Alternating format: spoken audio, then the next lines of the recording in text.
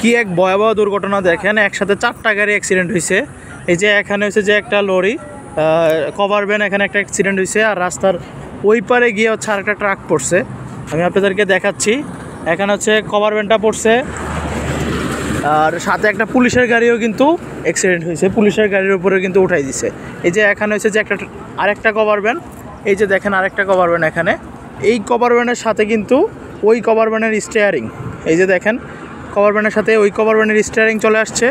আর এখানে হচ্ছে যে আরেকটা ঘটনা ঘটছে, যখন এই অ্যাক্সিডেন্টটা হয়, অ্যাক্সিডেন্টের পরে যখন পুলিশ এসে এখানে পুলিশের কভার ভ্যানটা রাখে, কভার ভ্যানটা রাখার পরে পুলিশ যখন ওইদিকে ওরা হচ্ছে ওইটাকে ইনভেস্টিগেশন করতেছিল, ঠিক ওই মুহূর্তে এই কভার ভ্যানটা এসে এখানে রাখা যে পুলিশের ভ্যানটা ছিল, পুলিশের ভ্যানটা নিয়ে অ্যাক্সিডেন্ট করে। অর্থাৎ পুলিশের ভ্যানে একজন কনস্টেবল ছিল, যিনি ড্রাইভিং সিটে বসা ছিল, তার অবস্থা এখন খুবই আশঙ্কাজনক। আর ঘটনাটা ঘটেছে কুমিল্লা দাউদকান্দি ইলিয়াটগঞ্জে। এই যে দেখেন পুলিশের গাড়িটা সহ এখানে পড়ে গেছে। খুবই মর্মান্তিক এবং খুবই ভয়াবহ একটি দুর্ঘটনা। আল্লাহর রহমতে এখন পর্যন্ত ওইরকম কোনো হতাহত হয় নাই, তবে একজন পুলিশ কনস্টেবলের অবস্থা আশঙ্কাজনক। তাছাড়া একটা বাসের ড্রাইভার এবং হচ্ছে হেল্পারের অবস্থা কিছুটা আশঙ্কাজনক। এটা হচ্ছে ঢাকা চট্টগ্রাম হাইওয়ে। এই যে পুলিশের র্যাগার চলে আসছে।